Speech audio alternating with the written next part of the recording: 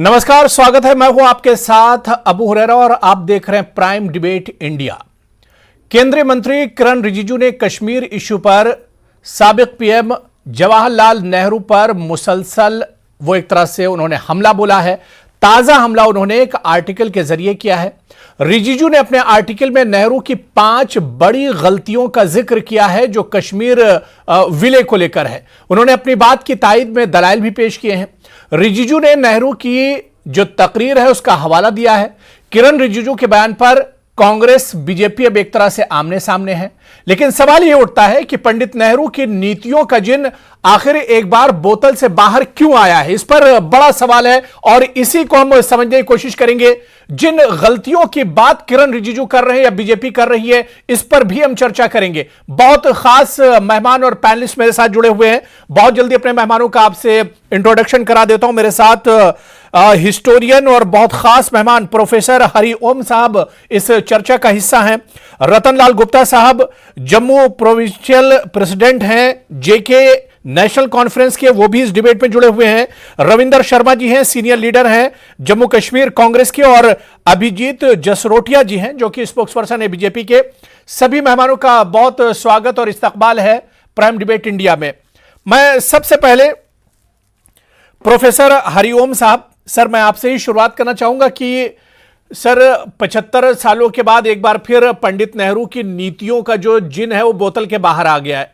Sir, Bharat से कश्मीर की विलय को लेकर जिन गलतियों की, पंडित नेहरू की जिन गलतियों की बात की जा रही है, कांग्रेस की जिन गलतियों की बात की जा रही है, क्या गलतियां हैं ये? तारीख में और इतिहास में इन गलतियों को किस तरह से देखा जाए? देखिए, सबसे पहले तो मैं अपने लॉ मिनिस्टर उनको मुबारकबाद दूंगा जी कि उन्होंने साफ तरीके से जो जम्मू कश्मीर की सिचुएशन है, पोजीशन जो है, उसके बारे में नेशन को बताया जी। अब उन्होंने 5 गलतियों की बात की है। मैं तो 50 यहां पर गिन सकता हूं, लेकिन वो मैं ऐसा करूंगा नहीं। लेकिन मैं 4-5 बातें बता के जी ये बताना चाहूंगा कि कांग्रेस की सोच जम्मू कश्मीर के बारे में क्या रही है। पहली कि जो इंडियन इंडिपेंडेंस एक्ट था वो ये बोलता था कि जो प्रिंसली स्टेट्स हैं उनके फ्यूचर का फैसला वहां के प्रिंसेस, वहां के महाराजा करेंगे। तो ये महाराजा हरि सिंह ने फैसला करना था। उन्होंने जुलाई 1947 से लेकर लगातार नेहरू उनका अप्रोच किया कि भाई मैं जम्मू कश्मीर का विलय भारत के साथ करना चाहता हूं, लेकिन नेहरू नहीं माने। मेहरचंद महाजन जो उस समय के प्राइम मिनिस्टर जम्मू कश्मीर के, उनकी अपनी ऑटोबायोग्राफी लुकिंग बैक, अगर आप उसको पढ़ें तो बड़ी चीजें जो क्लियर हो जाती हैं। तो उन्होंने कहा कि एक सेशन तब मैं मानूंगा जब शेख अब्दुल्ला नेशनल कॉन्फ्रेंस के जब वो हां करेंगे। तो जो उनको पार्टी बना दिया जो जिनकी कोई लोकल स्टैंड थी नहीं। एक बात ये। दूसरा, कांग्रेस जो थी वो जम्मू कश्मीर को हिंदुस्तान का हिस्सा मानती ही नहीं थी। अगर वो मानती होती तो अक्टूबर 1949 को वो 306 है, जिसको हम 317 बोलते हैं जी, वो उसको अडॉप्ट नहीं करती। और अडॉप्ट उस समय किया जब कॉन्स्टिट्यूंट असेंबली के एक मेंबर जो मुसलमान थे, हसरत मोहानी, उन्होंने कहा, मैं अंग्रेजी में कोट करूंगा, उन्होंने कहा grant of special status Kashmir on the score of religion will enable to assume independence. लेकिन कोई बहस नहीं, कोई कुछ नहीं, और टेम्पररी बेसिस पे आपने उसको अडॉप्ट कर लिया।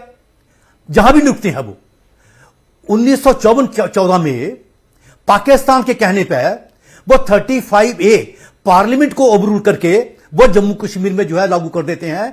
और वो भी कब? 14 मई 1944 जब इंडिया गुलाम था और जम्मू कश्मीर प्रिंसली स्टेट था। और क्यों? ताकि जो जितने भी नॉन कश्मीरी हैं उनको जम्मू कश्मीर परसाना नॉन ग्रेटा जो है वो बना दिया जाए। हमारे होम मिनिस्टर पी चिदम्बरम वो कश्मीर में बोलते हैं, Kashmir has a unique history, unique geography, unique problem, it needs a unique solution and solutions which are applicable to other states of the country cannot be applicated to Jammu and Kashmir। अब ये सोच थी कांग्रेस की। सिर्फ यही नहीं, 2014 में अभी कांग्रेस की सरकार बनी थी मनमोहन सिंह की, तो उस समय के फॉरेन मिनिस्टर वो बीबीसी को बोलते हैं, हम हिंदुस्तान का पॉलिटिकल मैप चेंज करने के लिए तैयार हैं अगर इससे कश्मीर प्रॉब्लम सॉल्व हो जाती हो। उसके एक हफ्ते के बाद हमारे ये पाटिल, शिवराज पाटिल होम मिनिस्टर, वो भी बीबीसी को बोलते हैं कि we have decided to reward modern militants. अब ये मॉडर्न मिलिटेंट्स क्या होते हैं मेरे को समझ नहीं आती। और मनमोहन सिंह प्राइम मिनिस्टर खुद वो अपने घर में, मैं भी था तो राउंड टेबल कॉन्फ्रेंस चल रही थी, तो मनमोहन सिंह बोलते हैं कि समय आ चुका है जब जम्मू कश्मीर को सेल्फ रूल या ग्रेटर ऑटोनॉमी को देने के बारे में कंसेंसस जो अब होना चाहिए। तो मेरा यह मानना है कि कांग्रेस, नेहरू, उन्होंने जम्मू कश्मीर को भारत का हिस्सा कोई माना ही नहीं। कश्मीर के लोगों को उन्होंने रेसा पार्ट माना और रिजल्ट ये हो गया कि जो आज आप देख रहे हो। तो जो किरण रिजिजू जो उन्होंने कहा है, उन्होंने कोई नई बात नहीं कही। उन्होंने हर वो बात कही जो ऑन रिकॉर्ड है और रिकॉर्ड प्रूव करता है कि अगर नेहरू और कांग्रेस और उसके बाद जो सेकुलर सरकारें आई, अगर वो जम्मू कश्मीर में बंगलिंग नहीं करती तो आज जम्मू कश्मीर के हालात जो हैं वो बिल्कुल दूसरे होते। हमें ये दिन नहीं देखने पड़ते जो हम देख रहे हैं। और ये 5 अगस्त 2019 को जो है एक प्रोसेस शुरू हुआ कि वो जो गलती नेहरू ने की थी उन गलतियों को जो है सुधारने का काम किया। तो मैं ये कहना चाह रहा हूं कि नेहरू की गलती है, कांग्रेस की गलती है, उसका रिजल्ट ये हो गया कि 75 साल हो गए हम जो है लगातार सफर कर रहे हैं। नेशन जो है it is paying through it's teeth. तो मैं ये कह रहा हूं कि किरण रिजिजू, मैं उनको दोबारा मुबारकबाद देता हूं कि उन्होंने जो जम्मू कश्मीर की जो पोजीशन जो है उसको एक ठीक पर्सपेक्टिव में नेशन के सामने जो है रखा है। बिल्कुल प्रोफेसर हरिओम साहब, आपने बहुत तफसील से इन चीजों को रखा, क्योंकि जो चीजें हैं ये इतनी आसानी से चीजें समझ में नहीं आती। इसलिए मैंने आपको काफी वक्त दिया ताकि जो हमारे दर्शक जो देख रहे हैं उन्हें भी इस इशू के बारे में समझ में आना चाहिए कि कहां पर गलतियां हो गई। 75 साल के बाद भी आज उन नीतियों का खमियाजा पूरा मुल्क और हम एक तरह से बर्दाश्त कर रहे हैं। मैं रविंदर शर्मा साहब आपके पास आना चाहूंगा। बहुत तफसील से प्रोफेसर हरिओम साहब ने तमाम चीजें रखी और सीधे सीधे उन्होंने कहा कि पंडित नेहरू की नीतियों की गलती और कांग्रेस की नीतियों की गलती की वजह से काफी ज्यादा मुल्क का नुकसान हुआ है, कश्मीर के लोगों का नुकसान हुआ है। देखिए किरण रिजिजू जी और प्रोफेसर हरिओम जी की बात एक ही है। ये तो काफी अरसे से कहते रहे हैं। चलो, इनका एक व्यू है, इनका पॉलिटिकल आइडियोलॉजी यही है, कोई शक नहीं, ये डिबेट की बात है। लेकिन मैं ये कहना चाहता हूं कि पंडित जवाहरलाल नेहरू ने ये बात वाजिया की, उसमें कोई शक नहीं कि डायलॉग में उन्होंने कहा कि हम थे। लेकिन जम्मू कश्मीर जो प्री पार्टीशन था वो 75% मुस्लिम मेजॉरिटी स्टेट थी। और मैं वो बात दोहराना चाहता हूं कि वो चाहते थे कि यहाँ की मुस्लिम मेजॉरिटी स्टेट जो पॉपुलेशन भी है वो महाराजा के साथ एग्री होकर के देश के साथ जुड़े। और एक प्रिंसिपल ये भी था कि ये बिल्कुल पाकिस्तान की नेबरिंग स्टेट थी, मुस्लिम मेजॉरिटी स्टेट थी। जिन्ना की 2 नेशन थ्योरी तो कश्मीरियों ने रिजेक्ट की, जो कि Sheikh Mohammad Abdullah is on record. अगर उस वक्त की पॉपुलर पार्टी थी और वो उनकी महाराजा के साथ ठीक है, एक अलग जंग थी। हम महाराजा का भी सम्मान करते हैं कि बिल्कुल उन्होंने, वो नेशनलिस्ट थे, उन्होंने राउंड टेबल कॉन्फ्रेंस में भी स्टैंड लिया। लेकिन कहीं वो वेवरिंग माइंड थे। और जो उनका इंस्ट्रूमेंट ऑफ एक्सेशन का लेटर है, उस लेटर में भी हालांकि 12 अगस्त 1947 को अगर वो क्लियर थे तो उन्होंने स्टैंड स्टिल एग्रीमेंट पाकिस्तान के साथ क्यों किया। 12 अगस्त 1947 को इंडिया और पाकिस्तान दोनों को कहते हैं कि मुझे अभी और वक्त चाहिए, इसलिए आप मेरे पे हमला नहीं करना, हमारे साथ मायदा कर लो कि आप भी हमला नहीं कर। पाकिस्तान ने फटाफट इमीडिएटली उसको एक्सेप्ट किया क्योंकि डिजाइन उनके नेफेरियस थे। और पाकिस्तान और जिन्ना ये कहते थे कि हरिओम साहब, सर आ रहा हूं, सर आपके पास आ रहा हूं जी। नहीं, मेरी बात को जी बात पूरी कर लीजिए। रविंदर शर्मा जी बात पूरी कर लीजिए। जी मैं बात पूरी कर रहा हूं। और उन्होंने किया 26 अक्टूबर का जो इंस्ट्रूमेंट ऑफ एक्सेशन का उनका लेटर है, जिस इंस्ट्रूमेंट ऑफ एक्सेशन के साथ जो लेटर कंपनी है, उसमें मैं एक लाइन पढ़ूंगा कि उसमें वो हालात कहते हैं कि बहुत ग्रेव इमरजेंसी है जो मेरी रियासत में उठ गई है और मुझे इमीडिएट असिस्टेंस की जरूरत है। और मैं हिंदी में तर्जमाना कर रहा हूं। और उसमें वो लिखते हैं कि मेरी रियासत जो है कि you are aware that the state of Jammu and Kashmir has not acceded either to Dominion of India or Pakistan geographically. My state is contiguous with both of them. Besides, my state has a common boundary with Union of Soviet Socialist Republics and with China. in their external relations, the dominion of India and Pakistan cannot ignore this fact. I wanted to take time to decide to which dominion I should cede to, or whether it is not in the best interest of both dominions and of my state to stand independent, of course with friendly and cordial relations with both. वो तो 26 अक्टूबर को भी मारा था, लिखते हैं कि मैं अभी मुझे टाइम चाहिए था और मैं सोच रहा था कि क्या मेरे इंटरेस्ट में, हमारी रियासत की इंटरेस्ट में इंडिया या पाकिस्तान है, या इंडिपेंडेंट रहना with cordial relations with both. यानी कांग्रेस जो बता रही वो सब सही है, जो हिस्टोरियन यहां पर बैठे हैं, प्रोफेसर हरिओम साहब ने जो चीजें तफसील से बताई, किरण रिजिजू ने जो दावा किया वो सब गलत है। मैं कह रहा हूं कि मैं भी डॉक्यूमेंट, महाराजा हरि सिंह का डॉक्यूमेंट पेश कर रहा हूं। किरण रिजिजू साहब अपनी जगह जो सिलेक्टेड डॉक्यूमेंट कहते हैं उनकी परिभाषा, लेकिन क्या गलत बात थी? ठीक है प्रोफेसर हरिओम साहब, आप कुछ कहना चाह रहे हैं, मैं उसके बाद जल्दी से आ रहा हूं। जी, मैं रतनलाल गुप्ता जी आपके पास भी आ रहा हूं। जी देखिए रविंद्र जी मेरे दोस्त हैं, आप क्योंकि कांग्रेस में और जो प्रॉब्लम इन्होंने खड़ी की है तो इन्हें तो कांग्रेस को डिफेंड करना है। सच्चाई ये है, ये 12 अगस्त वाली बात कर रहे हैं, इन्हें ये पता नहीं कि तब जम्मू कश्मीर का जो रास्ता था हिंदुस्तान जाने के लिए वो पाकिस्तान से गुजरता था, जहां रावलपिंडी से जाता था। और इन्हें यह भी पता होना चाहिए कि जुलाई 1947, अभी आजादी तो है वो 15 अगस्त को मिली है, जुलाई 1947 को महाराजा हरि सिंह ने जवाहरलाल नेहरू उनको अप्रोच किया कि एक्सेशन होनी चाहिए, नेहरू नहीं माना। उसके बाद कई चिट्ठियां गई, मेरचंद महाजन जो जगह प्राइम मिनिस्टर थे, बड़ी चिट्ठियां लिखी कि एक्सेशन करनी है, हमने नहीं माना। और जिस दिन 26 अक्टूबर की बात कर रहे हैं रविंद्र जी, उस दिन जब तीन मूर्ति हाउस वहां पे मेरचंद महाजन प्राइम मिनिस्टर जम्मू कश्मीर के, वो वहां पे गए, अंदर गर्मा गर्मी हुई और गर्मी में मेरचंद महाजन कमरे से बाहर आ जाते हैं और सरदार पटेल जो हैं वो उनको रोकते हैं और जब मामला ठीक होता है। मैं आपसे ये कहना चाह रहा हूं, अगर नेहरू की नीयत जम्मू कश्मीर को लेकर साफ होती, अगर वो माउंट बैटन के इन्फ्लुएंस में नहीं होते तो ये कोई झगड़ा नहीं होना था, ना ही कोई कंडीशन थी। एक ही कंडीशन थी कि जम्मू कश्मीर का महाराजा से बाकी महाराजे थे, वही जो है जम्मू कश्मीर का अपनी स्टेट का फैसला करेंगे। ये फैसला करना चाहते थे, लेकिन नेहरू क्योंकि वो माउंट बैटन जम्मू कश्मीर बिल्कुल, और विलय में कोई देरी भी नहीं होती, जिस देरी की बात की जा रही वो देरी भी शायद नहीं होती। मैं रतनलाल गुप्ता जी, मैं जल्दी से डिबेट में अभिजीत जसरोटिया जी और रतनलाल गुप्ता जी को भी जोड़ लेता हूं। जी मैं इस पे भी जवाब दूंगा, मुझे टाइम दीजिएगा फिलहाल। नहीं ठीक है, मैं रविंद्र शर्मा जी मैं आ रहा हूं, दोबारा से आपको टाइम दिया जाएगा। मैं रतनलाल गुप्ता जी बहुत देर से वेट कर रहे हैं। रतनलाल गुप्ता साहब, सर कहा तो यह भी जा रहा है, चर्चा तो यह भी है कि शेख अब्दुल्ला और नेहरू जी की दोस्ती की वजह से भी कश्मीर का बहुत नुकसान हुआ। मैं समझता हूं यह बात गलत है। दोस्ती से जम्मू कश्मीर का भला ही हुआ है। आप जानते हैं कि मुल्क का बंटवारा किस बेस पे हुआ था? वो 2 नेशन थ्योरी पे हुआ था, हिंदू और मुसलमान के नाम पे। और जम्मू कश्मीर के अंदर मुसलमान अक्सरियत थी, यह हकीकत है।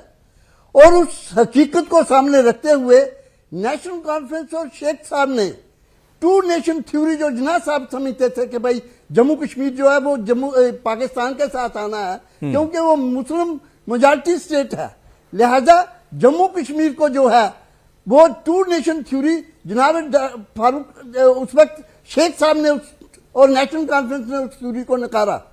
मैं समझता हूं कि ये कह रहे हैं एक्सेशन के लिए, ये महाराज साहब जो चाहते थे उस वक्त कि मैं इसको जम्मू कश्मीर को इंडिपेंडेंट रखूं और इसको स्विट्जरलैंड की तरह हर कोई यहां आए।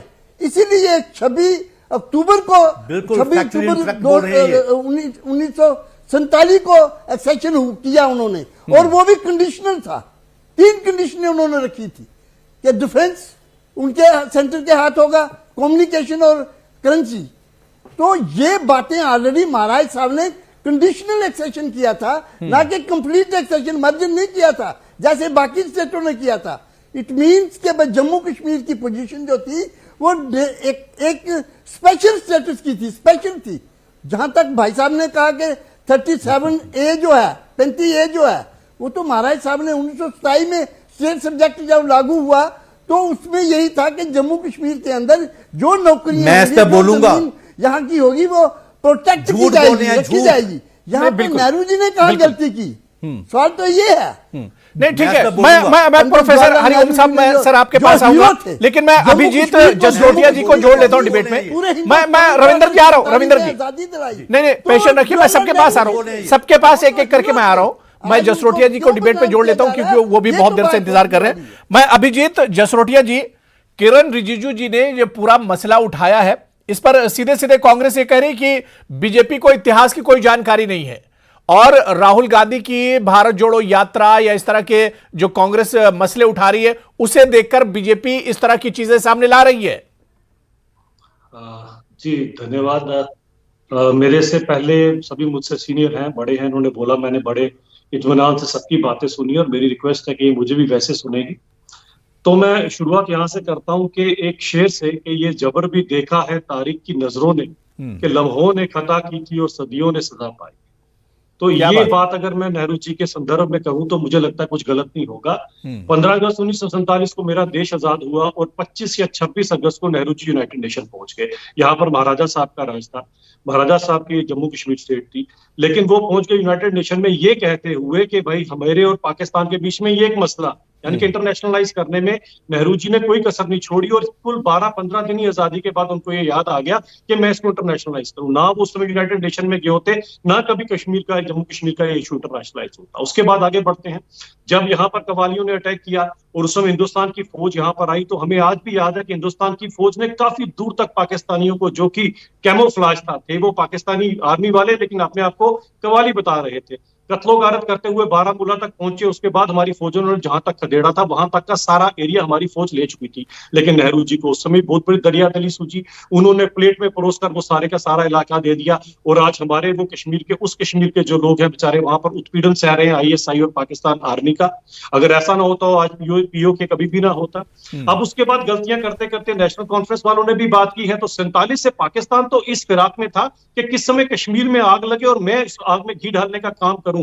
वो काम इनके फारूक साहब ने कर दिया। 1987 में अच्छी भली एक एमयूएफ पार्टी खड़ी हुई जो चुनाव में जमहूरियत में अपनी शिरकत करना चाहती थी और पूरी तरह से चुनाव जीत रही थी। उसी समय फारूक साहब ने जाके, कांग्रेस के प्रवक्ता भी यहाँ पर है, कांग्रेस वालों को यह कहा कि यहाँ पर तो पता नहीं कौन सा नया पाकिस्तान बनने वाला है, इन जीतों को हरा दो, इलेक्शन को रिग कर दो, और एमयूएफ की पार्टी को हरा दिया गया। 1987 में बूटा सिंह इनके होम मिनिस्टर हुआ करते थे, कांग्रेस के प्रवक्ता को अच्छी तरह से पता होगा। उसके बाद कत्लो गारत का सिलसिला शुरू हुआ, यहाँ पर बंदूक दाखिल हुई, और अगर आप फ्रोजन टर्बुलेंस पढ़ते हैं जगमोहन जी की, उसमें साफ लिखा गया है कि फारूक साहब ने अपने वर्कर्स तक को कहा कि पाकिस्तान में जाए और ट्रेनिंग लेकर आए।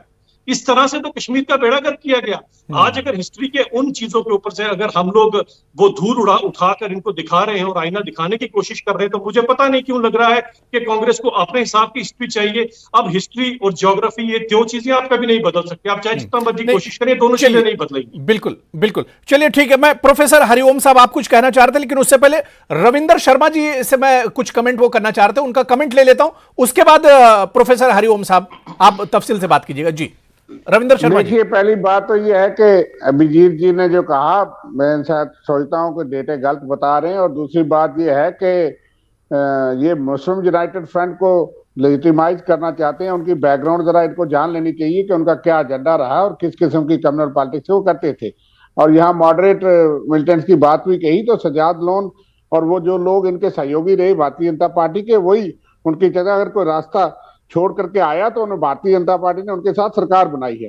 खैर, मैं उस बात पे आना चाहता हूं कि ये बात ठीक है कि इस देश का बंटवारा जो है किस बुनियाद पे हुआ, रतनलाल जी ने ये बात की, और नेहरू की और शेख मोहम्मद अब्दुल्ला की अगर कहीं, और महात्मा गांधी का अगर रोल रहा, तो शायद शेख मोहम्मद अब्दुल्ला को इस रास्ते पे चलाने वाले नेहरू और महात्मा गांधी थे।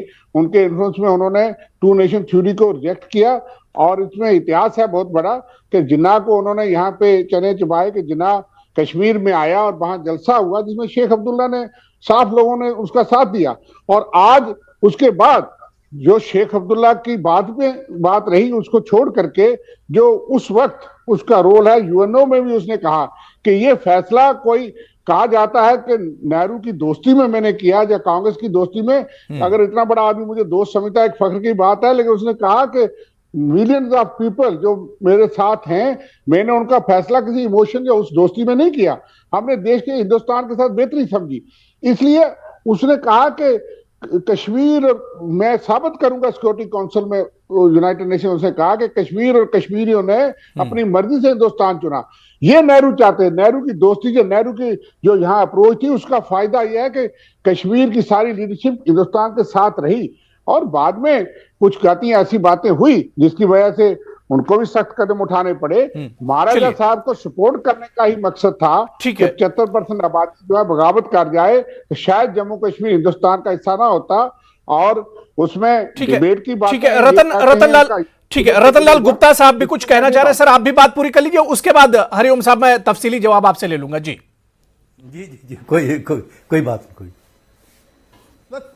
नेशनल कॉन्फ्रेंस और शेरे कश्मीर नहीं होते अगर वो ये बात सोच के कि हम जम्मू कश्मीर को भारत के साथ, महात्मा गांधी के भारत के साथ मिलाना चाहते हैं, जो सेकुलर कैरेक्टर का था उसके साथ मिलाना चाहते हैं, इसीलिए उन्होंने ये फैसला किया कि हम भारत के साथ मिलना चाहते हैं। वरना जम्मू कश्मीर को पाकिस्तान से जाने के लिए कोई रोक नहीं सकता था। ये जो बातें कर रहे हैं आज कि 1979 में 99 में यहां पे रिगिंग हुई और फारूक अब्दुल्ला ने की, इनको पता नहीं है हिस्ट्री का।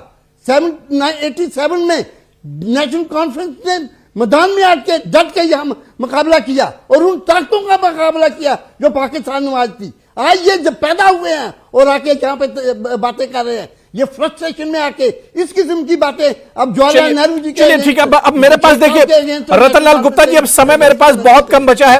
प्रोफेसर हरिओम साहब आप कुछ कहना चाह रहे थे, जो बात रतनलाल गुप्ता जी ने कही और रविंदर शर्मा जी ने कही है।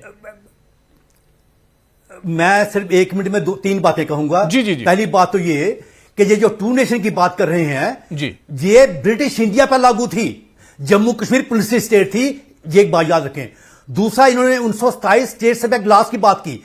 इन्हें पता होना चाहिए कि कश्मीर की जो मुस्लिम लीडरशिप थी वो चाहती थी कि जितनी भी पोस्टें जम्मू कश्मीर में हैं वो मुसलमानों को मिलें, और अगर मुसलमान पढ़े लिखे नहीं हैं तो पाकिस्तान जब पंजाब से जो मुसलमान जो हैं वो इंपोर्ट किए जाएं। ये जो सच्चाई है, आज भी ये लोग जो हैं ये झूठ बोल रहे हैं कि, और इसी वजह से प्रॉब्लम बनी हुई है। तो जब आप हिस्ट्री पढ़ेंगे और जब आप हिस्ट्री पढ़ेंगे देखेंगे कि ये कोई बात में सच नहीं बोलते, और ये एनसी और कांग्रेस ये दोनों एक हैं, और इन्हीं की वजह से जो है जम्मू कश्मीर की बर्बादी हुई, कश्मीर की बर्बादी हुई, जम्मू की बर्बादी हुई, लद्दाख की बर्बादी हुई। और आज भी ये कांग्रेस और एनसी वाले जो हैं ये आज भी झूठ बोलने से जो है ये पीछे हटते रहे। तो जब तक हम सच्चाई नहीं बोलेंगे, जब तक ये नहीं बोलेंगे कि जो है आप झूठ बोल रहे हैं, आप झूठ बोल रहे हैं। बिल्कुल ठीक बोल रहा हूं, मैं बिल्कुल ठीक बोल रहा हूं, मैं बिल्कुल ठीक बोल रहा हूं। रविंदर शर्मा जी आपके पास वो शेख ही नेशन दूरी चाहते थे। रविंदर शर्मा जी आ रहा हूं जी। मैं प्रोफेसर रविंद्र शर्मा जी जो सच्चाई है उसे कबूल क्यों नहीं कर रहे हैं, जो सच्चाई है उसे कबूल क्यों नहीं कर रहे हैं? देखिए सच्चाई ये है कि भारतीय जनता पार्टी पार्टी कश्मीर पे राजनीति करना चाहती है और उनको नेहरू गांधी खानदान से डर लगता है, और हर बात वो कहते हैं कि नेहरू ने ये गलती कर दी। ये इस चीज का क्रेडिट नहीं देते कि 75% मुस्लिम आबादी पाकिस्तान। अब नेहरू कांग्रेस है ही कहां? और कांग्रेस ने कश्मीर के नाम पर सियासत नहीं की, कांग्रेस ने सियासत नहीं की। अब नेहरू कांग्रेस है ही कहां? जम्मू कश्मीर को हिंदुस्तान के साथ जोड़ा। आज ये अपनी धारणा बता सकते हैं। मैं आज की बात आप कहते हैं कि नेहरू, मैं आज की बात बताऊंगा, आज की साबित करना चाहते हैं। मुझे बताइए, आप ये साबित करना चाहते हैं कि नेहरू जो है वो बेईमान था, 10 सालों तक जेलों में रहा, वो जम्मू कश्मीर को चाहता नहीं था, और सरदार पटेल भी हमारे लीडर थे। चलिए ठीक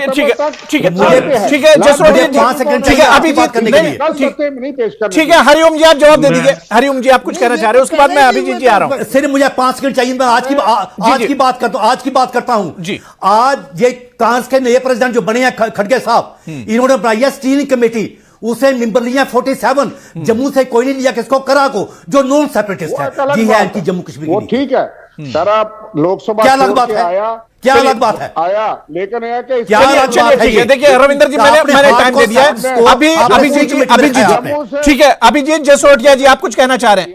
अभिजीत जी, देखिए, नहीं अभिजीत जी को टाइम कम मिला है जी। कभी बड़े- समझेंगे नहीं। बड़े- जी जी बड़े- जसरोटिया जी, देखिए, जसरोटिया बड़े जी। बड़े बोल रहे थे तो मुझे लगा नहीं बीच में बोलना चाहिए, लेकिन अब समय आ चुका है, क्योंकि दो तीन चीजों का मुझे लगता है कि काफी झूठ जो बोला जा रहा है, मुझे लगता है कि है तो बड़े, लेकिन बोलना पड़ेगा।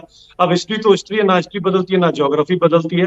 नेहरू जी की जहां तक बात कर रहे हैं तो एक चीज समझिए कि नेहरू जी को बाद में ये पछतावा होना शुरू हो गया था कि मैं ये गलती कर बैठा हूं। ये बड़ी भली बात ही आपको पता होना चाहिए। गोपाला स्वामी अयंगर जी का आपको पता होगा, जो महाराजा साहब की कैबिनेट में भी थे। गोपाला स्वामी अयंगर जी को ये वाला उनके ऊपर काम सौंपा गया कि आप 370 जो है इनको कन्विंस करके यहाँ पर लगवाइए।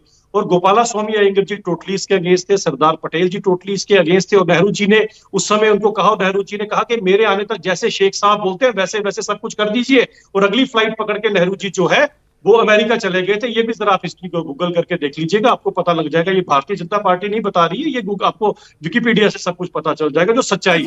अब बात आती है आगे की, अब आगे बात करते हैं, अभी आगे बात करते हैं, अभी आगे बात है। कौन सा लाया था प्रेसिडेंशियल ऑर्डर? आयंगर शेख के साथ थे। कौन सी? आप सुन लीजिए ना पहले पूरी, प्लीज। मैं बड़े इत्मीनान से आपको सुन रहा था, आप भी पूरी बात सुन लीजिए। अब ये बात करते हैं शेख साहब की जो तारीफों के पुल बार है। और मुझे बड़ा दुख होता है जब शेख साहब को शेर कहा जाता है। शेर तो मकबूल शेरवानी था, जिसने अपने प्राणों की आहुति देकर कश्मीर को बचाया था, वो असली शेर था। शेख साहब की हिस्ट्री निकाल के देखिएगा, वो कश्मीर के लोगों से चंदा इकट्ठा कर रहे थे, मैं यहाँ पर पाकिस्तान बनाऊंगा। और बाद में उन्होंने क्या किया, भली भांति पता है सब लोगों को। तो इस तरह से नकली शेर कश्मीर में एक कहावत कश्मीरी में नकली शेरा चटपट तेरा, असली शेरा वल्यो वल्यो। क्या बात करते हैं? चलिए ठीक है, ठीक है अभिजीत ठीक है रतन लाल जी जवाब दे रहे हैं। मेरे पास देखिए समय नहीं बचा, अब मेरे पास टाइम नहीं बचा। रतन लाल जी जल्दी से अपने कमेंट पूरा कर लीजिए। रतन लाल जी वो सच बोल रहा है, सच बोल रहा है रतन लाल जी, वो बिल्कुल गलत बोल रहा है, किस बात पे गलत बोल रहा है वो सच बोल रहा है। क्या शेख अब्दुल्ला ने वो सच बोल रहा है। क्या शेख अब्दुल्ला ने हिंदुस्तान का साथ नहीं दिया? कब कहा कि मैं पाकिस्तान के साथ जाऊंगा? जो नहीं दिया, इकट्ठा कर रहा था पाकिस्तान बनाने के बिल्कुल नहीं दिया, हिंदुस्तान का साथ दिया, बिल्कुल नहीं दिया। चलिए ठीक है, देखिए अब कौन सच बोल रहा है कौन झूठ बोल रहा है, ये तमाम चीजें तारीख में है, इतिहास में तमाम चीजें लिखी हुई हैं। कौन झूठ बोल रहा है कौन सच बोल रहा है, और कश्मीर का नुकसान या हिंदुस्तान का नुकसान किसकी नीतियों से हुआ है, ये भी तमाम चीजें इतिहास में दर्ज है। और जब जब ये जिन बोतल के बाहर आएगा इस पर चर्चा और बहस होती रहेगी। बहुत बहुत शुक्रिया, बड़ी अच्छी बातचीत हुई। प्रोफेसर हरिओम साहब, रतनलाल गुप्ता जी, रविंदर शर्मा जी और अभिजीत जसरोटिया जी, सभी का बहुत बहुत शुक्रिया चर्चा में जुड़ने के लिए।